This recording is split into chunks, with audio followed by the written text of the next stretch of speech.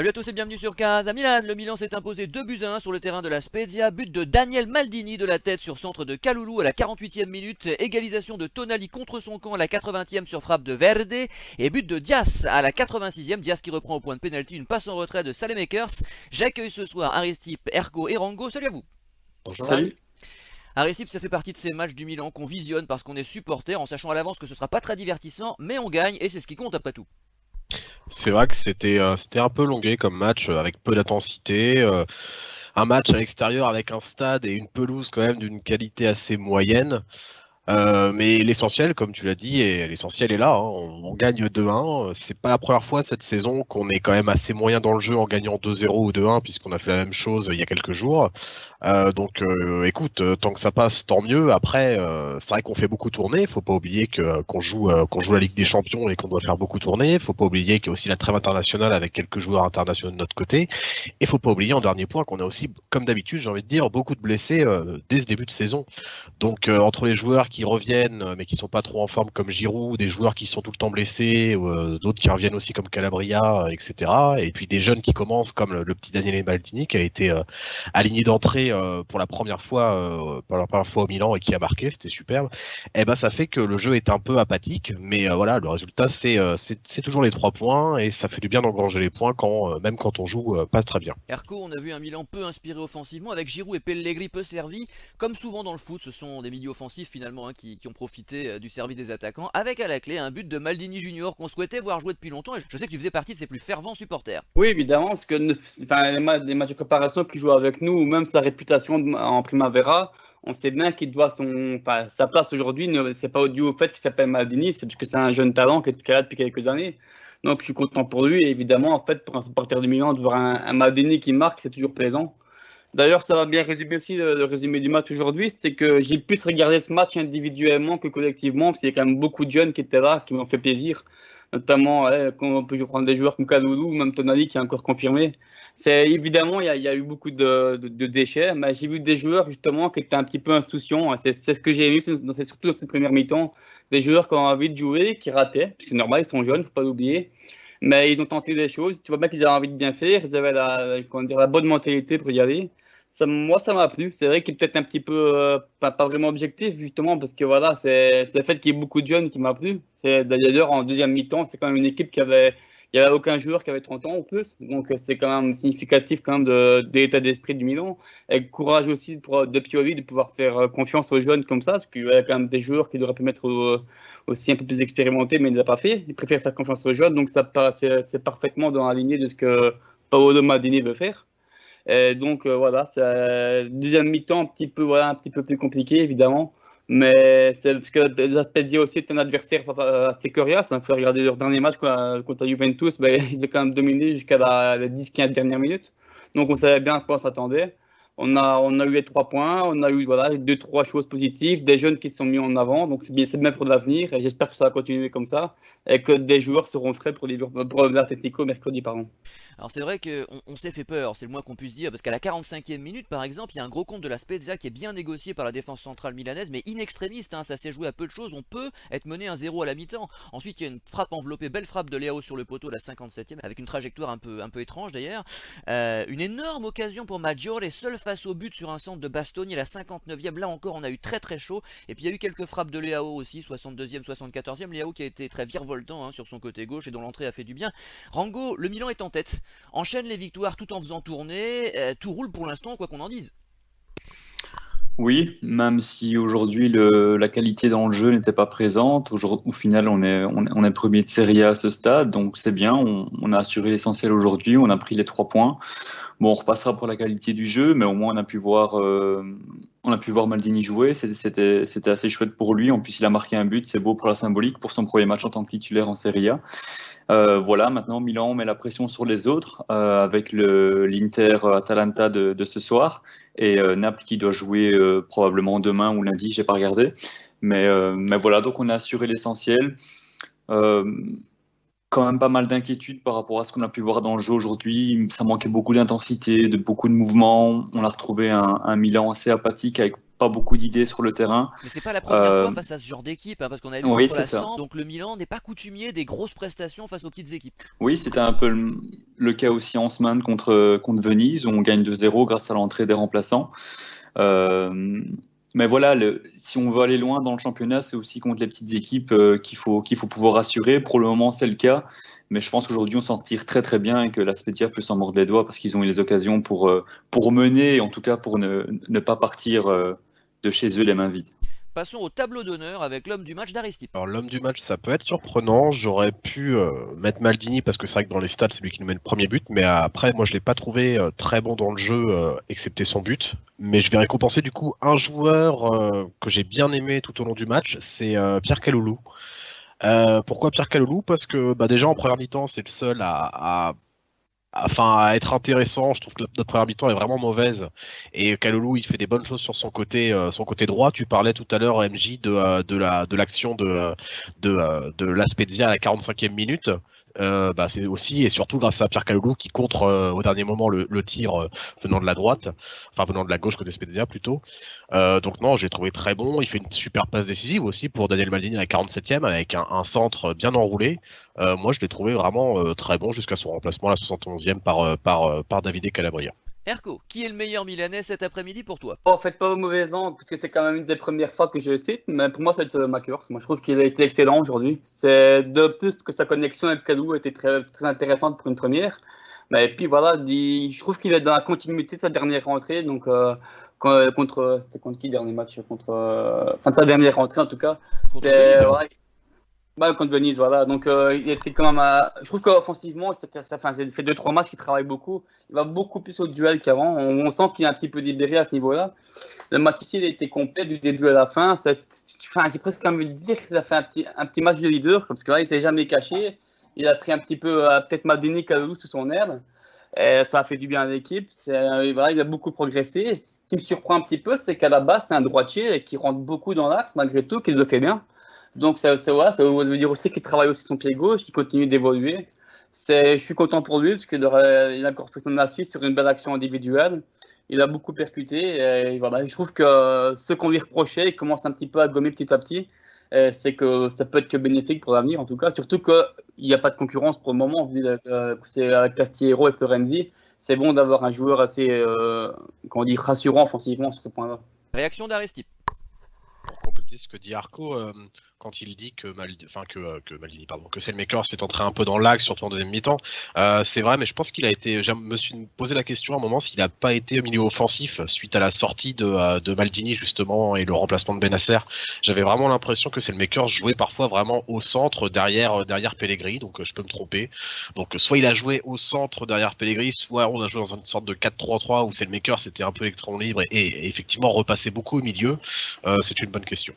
Voyons si Rango nous surprend. Je vais faire assez court parce que je trouve qu'il n'y a pas eu énormément de satisfaction pendant ce match-là.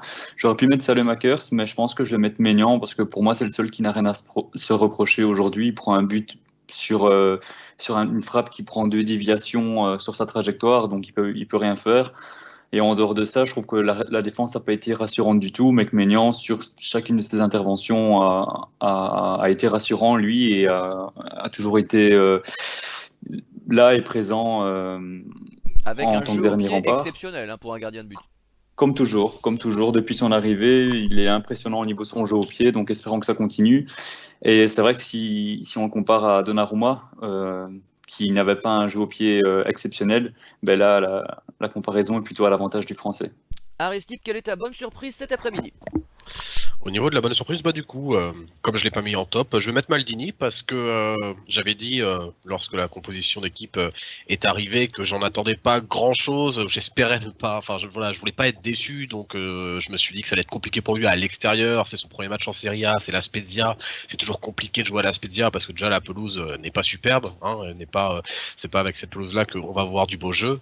Puis l'année dernière, on a perdu 2-0 à la Spezia, donc c'est pas une équipe qui nous réussit beaucoup. Et même quand elle nous réussit, on a du mal à gagner. Donc je vous avoue que je m'attendais pas grand-chose et il m'a agréablement surpris puisqu'on parle de surprise.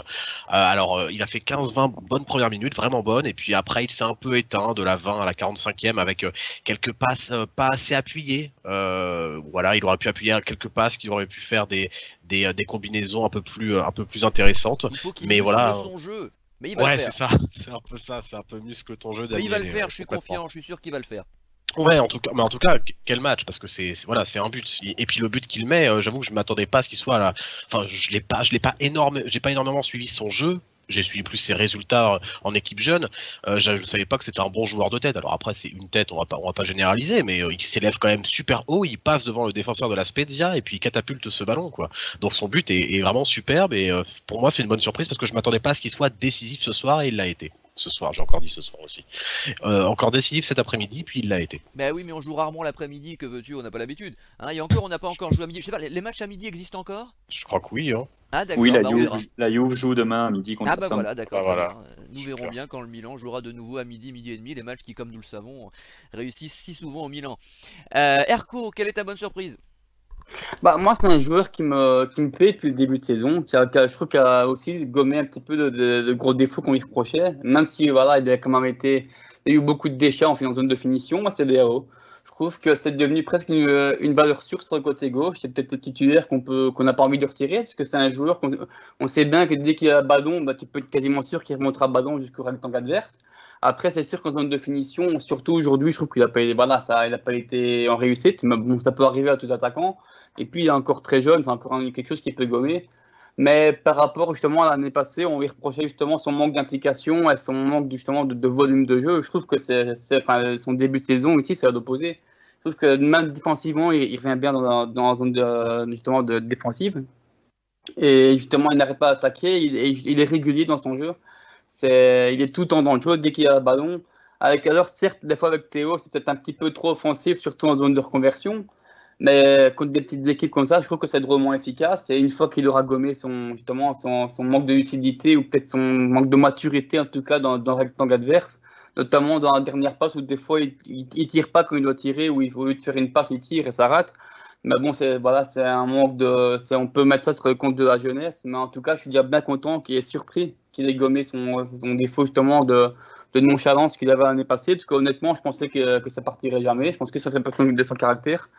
Mais non, apparemment, il m'a bien fait mentir. C'est un joueur qui me plaît beaucoup pour le moment et j'espère qu'il continuera dans son sens. Mais on a même cru à un moment donné qu'il serait transféré cet été, hein, Léao. Ouais, aussi, ouais. J'ai cru comprendre qu'il était plus ou moins officiellement sur la liste des transferts, et finalement il est resté. Et je voudrais rendre hommage à Feli, qui fut l'un des rares ici, peut-être même le seul, à croire en lui dès le départ, hein, parce que Feli, dès le début de la saison dernière, le défendait envers et contre tous. Après, tout ça demande confirmation, y compris dans les grands matchs de Ligue des Champions. On le verra par exemple mardi face à l'Atlético, si Léao est capable. C'est l'un des rares sur lesquels finalement on puisse compter sur le côté gauche, hein, parce que Rebic, bon bah, est décisif quand il joue dans l'axe. Sur le côté gauche, on l'attend peut-être un petit peu plus virevoltant, un petit peu plus percutant, mais c'est vrai que Léao est une bonne surprise cette saison, il faut le reconnaître. Rango, ta bonne surprise du jour, quelle est-elle? Juste avant, pour rebondir un peu sur Léao, je suis assez d'accord avec ce que vient de dire Erko. Et si je ne m'abuse, d'après les rumeurs, il y avait pas mal de clubs en Europe qui étaient intéressés par Léao cet été. Et c'est le Milan qui a à tout prix voulu le garder parce que le Milan croyait en lui. Donc pour l'instant, ça paye. Et effectivement, on observe un changement au niveau de sa mentalité et de sa concentration sur le terrain. Donc ça fait extrêmement plaisir. Mais je pense qu'aujourd'hui, la plus grande surprise, ça reste Daniele Maldini, qui en plus a marqué. Enfin, déjà, le fait qu'il joue, c'est une surprise, mais le fait qu'il marque, qu'il soit décisif, ça l'est encore plus. Donc voilà, c'est beau pour la symbolique. J'ai bien aimé l'image dans les tribunes de Paolo juste après le but, avec Massara qui se félicitait à la fois du but, mais également du fait que ce soit son fils qui marque.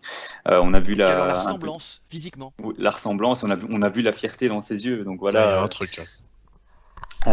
Donc une image magnifique. Je suis assez content pour lui et je pense que ce match, ça va peut-être être son match de référence, en tout cas pour le lancement de sa carrière.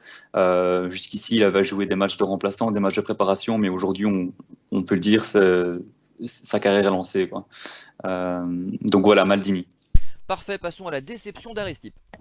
Juste pour dire ce qui a été dit sur Léao, je suis plutôt d'accord, mais j'attends quand même confirmation parce qu'on se rappelle qu'il fait souvent des bons débuts de saison. Ça fait 2 ans Oui, c'est ce qu'il que est je dis, on est d'accord intéressant. Aristide, hein, je l'ai Ouais, dit à on la est dernière d'accord. émission d'ailleurs, on attend un petit peu plus de sa part Ouais, également, sur la durée bien sûr. oui, c'est ça, parce qu'effectivement, on est que le 25 septembre, hein, donc on a l'habitude qu'il nous fasse des bons débuts de saison, puis qu'il s'écoule complètement à partir de décembre-janvier. Donc je vais attendre un petit peu, mais c'est vrai que sa rentrée est très Et intéressante. souvenez-vous Souzo, qui nous faisait 2 mois par an. C'est vrai, ouais, 2 mois, 2 à 5, j'étais un peu plus optimiste là-dessus. Alors du coup, au niveau de ma déception, j'ai longtemps hésité. Je vous avoue que j'avais vraiment une déception en première mi-temps, mais il s'est bien rattrapé en seconde, donc ouais, tant pis, je vais pénaliser la personne qui est rentrée, enfin qui est sortie à la 45e minute. Je vais dire Rebic parce que voilà, Rebic. Alors malheureusement, c'est pas vraiment que de sa faute. On a vraiment il a vraiment pas eu de ballon intéressant. Il a été servi souvent trop tard par Théo Hernandez. Du coup, il était souvent en position de hors-jeu. Ou, comme j'ai dit tout à l'heure, Maldini faisait des passes un peu trop molles. Du coup, il n'arrivait pas à avoir le ballon. Mais ouais, Rebic était un peu en difficulté aujourd'hui. Ses contrôles de balle étaient quand même assez approximatifs. À la 31e, 35e, il perd 2 ballons assez bêtes alors qu'il est dos au but et plutôt à 20-25 mètres. Donc non, je l'ai trouvé un peu en peine aujourd'hui. Alors, il y en a eu d'autres que j'ai pas aimé, mais comme il est sorti à la 45e minute, il a pas pu se rattraper, j'ai envie de dire, en deuxième mi-temps. Oui, j'étais un peu dur tout à l'heure avec lui, Rebic évidemment. Aujourd'hui, il n'a pas été extraordinaire, mais a été décisif sur les dernières rencontres. Et on C'est sait que sûr. quand il est dans un bon soir, il peut effectivement également dynamiter la défense adverse. Mais c'est vrai que Léao me semble plus rapide, plus fantasque, plus imprévisible que Rebic. Bon, c'est mon avis. On passe à la déception d'Erko. Bah, écoute, j'ai pas vraiment, à part Rebic aussi, j'ai pas vraiment de déception. Je trouve que, de toute façon, on sait bien comment il joue Rebic, hein. On voit dès le début de match s'il va réussir son entrée en jeu ou pas. Ici, dès le début, on a vu je vais pas dire qu'il était pas impliqué, mais qu'il était un petit peu justement nonchalant, un petit peu aussi.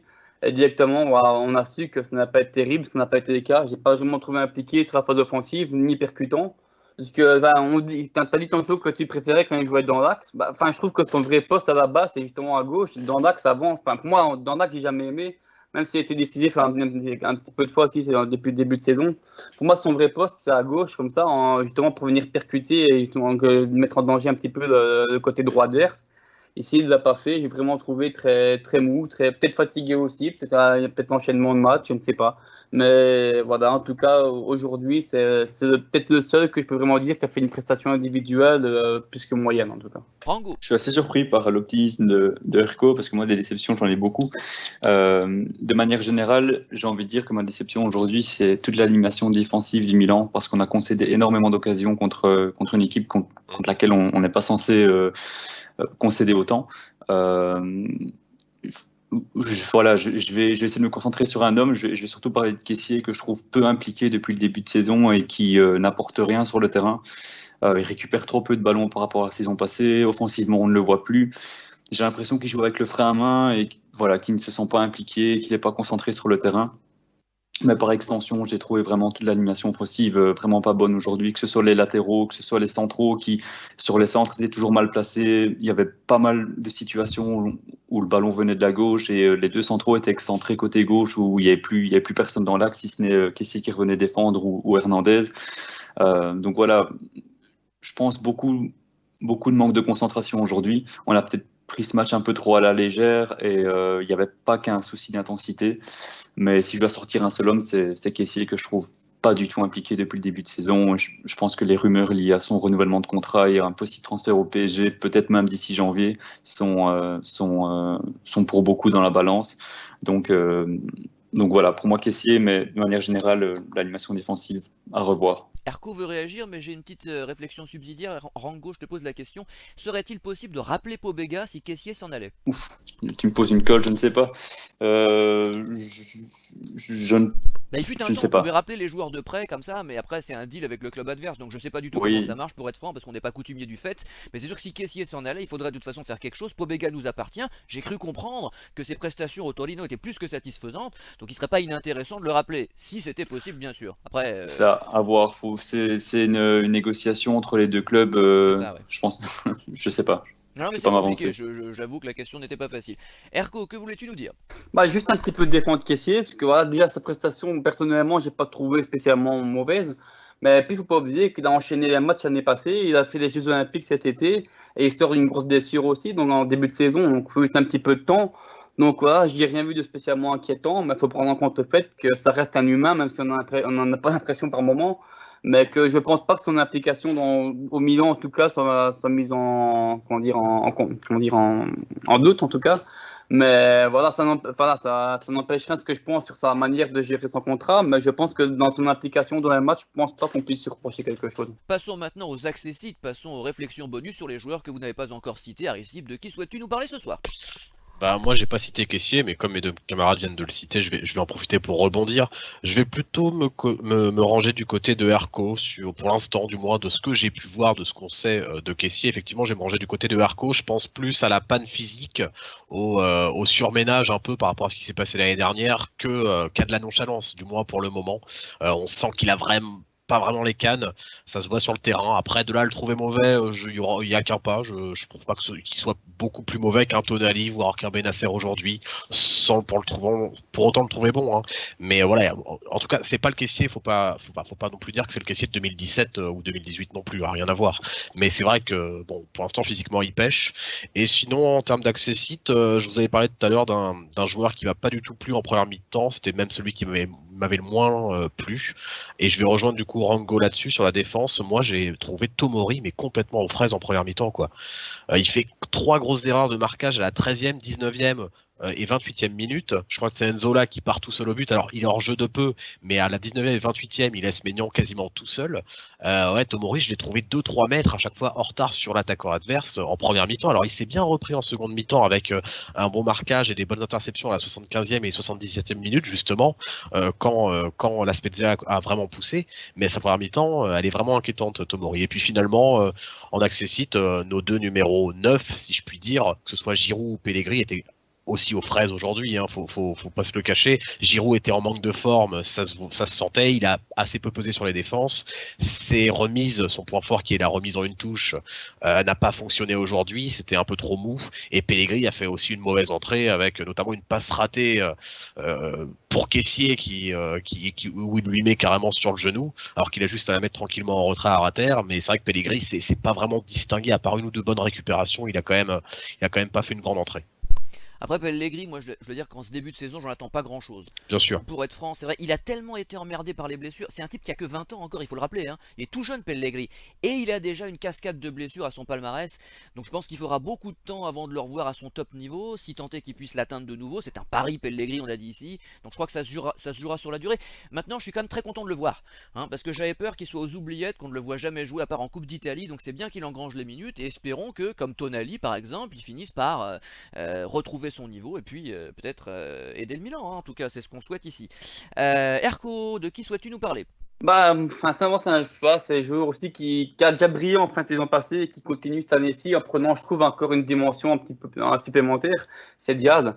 Je trouve que sa rentrée a encore été une fois excellente. Il a dynamité l'équipe offensivement. C'est grâce à lui que l'équipe, justement, a pu reprendre le dessus quand on a encaissé le but. C'est lui qui a remonté les effectifs. Il a une façon de faire des contrôles orientés qui pourrait éliminer 2-3 joueurs d'un coup. C'est assez exceptionnel. Ça fait très longtemps qu'il n'y a plus un joueur capable de faire ça au Milan, surtout à ce poste-là. Je trouve il est vraiment un prof d'un point de vue technique, purement technique. C'est vraiment un joueur qui est le plus au-dessus du lot ici. C'est un joueur qui est quand même relativement frais physiquement, mais tu ne le ressens pas. Tu ne le ressens pas parce qu'il justement il est conscient de son physique, mais il joue avec ses autres qualités et du coup, justement, son petit physique, on ne le ressent pas. Il met beaucoup de mal aux adversaires et il commence à avoir des stats envers lui, parce qu'il a déjà 2-3 buts ou une passe décisive. Donc sur un peu de matchs ici, c'est déjà pas mal. J'espère qu'il va continuer comme ça. En tout cas, pour ma part, il m'a déjà fait oublier Kalanoğlu, même si bon, l'année passée, on ne peut pas dire non plus qu'il m'a fait rêver, le joueur turc. Mais c'est un joueur qui continue à progresser, qui clairement, c'est un petit diamant qu'on polit petit à petit. Et j'espère que d'ici encore la Ligue des Champions, il peut encore passer un cap. Réaction d'Aristide.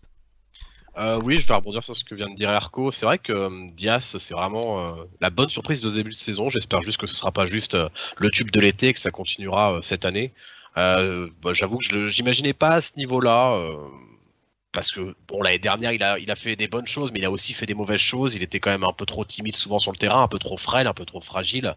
Et là, je trouve qu'il s'impose dans cette équipe comme un des leaders techniques de ce Milan. Donc non, je le trouve très intéressant. Et pour l'instant, avec Rebic, c'est un peu nos deux hommes forts de ce début de saison, en effet. Rango. Alors, en accessible, je vais citer Salemakers qui avait été critiqué dans l'émission lors de la dernière. Donc, il y a 2 matchs contre la Juve où j'avais moi-même dit qu'il faisait partie des plus mauvais ce soir-là. Et je trouve que ces 2 matchs, en tout cas son entrée contre Venise et son match aujourd'hui, sont diamétralement opposés par rapport à la prestation qu'il est présenté contre la Juve.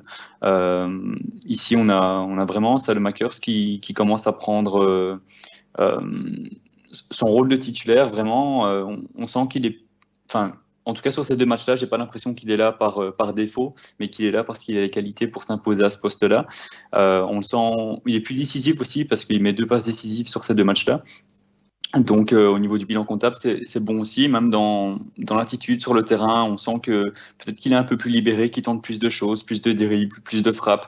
Donc voilà, assez satisfait par ces 2 derniers matchs de Salemakers.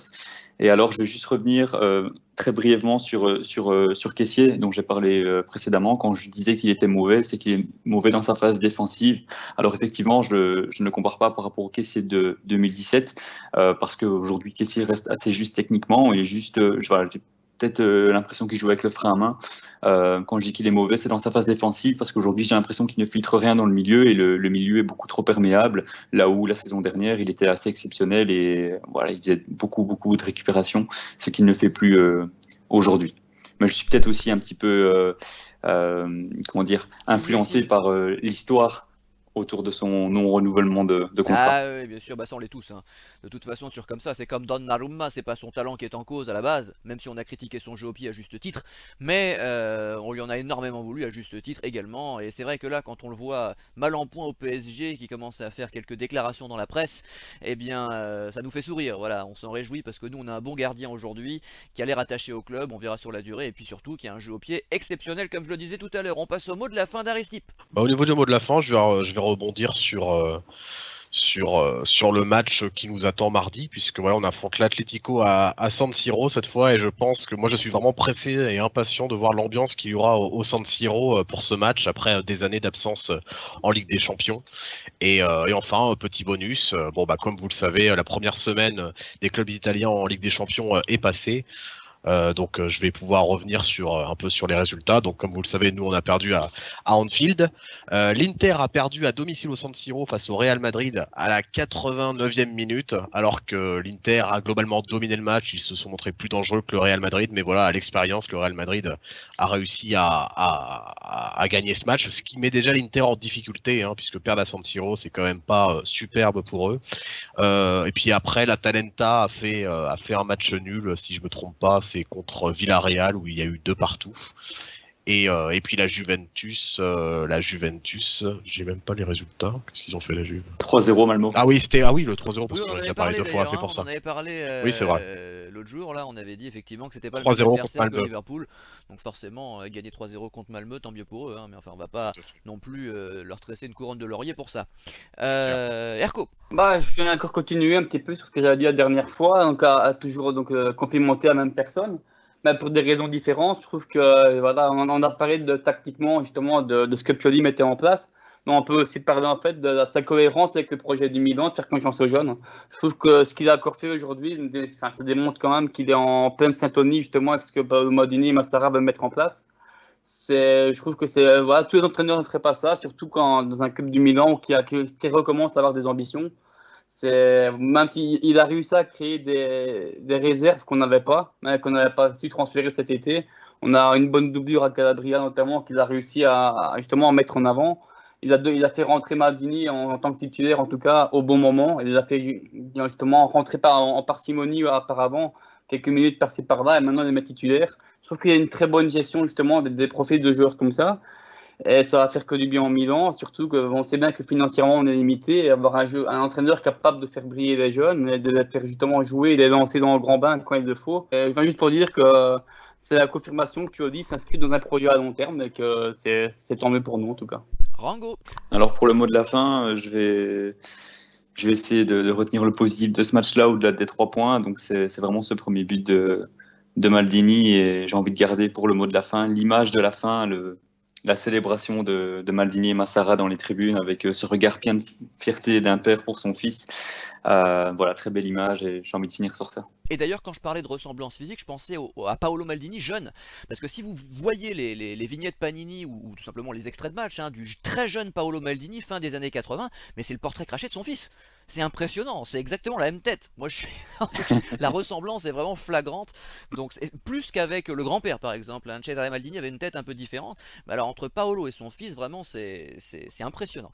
Bon, espérons. Souhaitons-lui autant de succès. Voilà, j'allais dire ça, c'est facile à dire, mais enfin, ce sera difficile quand même. Je lui souhaite au moins 25 ans de Milan, déjà, ce serait formidable. Avec les mêmes succès, ce serait évidemment sensationnel. Mais s'il pouvait rester au club, si Elliott pouvait ne pas commettre l'erreur de vendre ses jeunes, par exemple, on parlait de l'insistance sur les jeunes talents. Le problème, c'est que le projet Elliott, c'est de fabriquer des jeunes pour ensuite les revendre. Espérons au moins que Maldini restera. Bon, nous vous donnons rendez-vous mardi soir pour Milan Atlético. Bon week-end à tous. Salut! Salut! Ciao. Salut.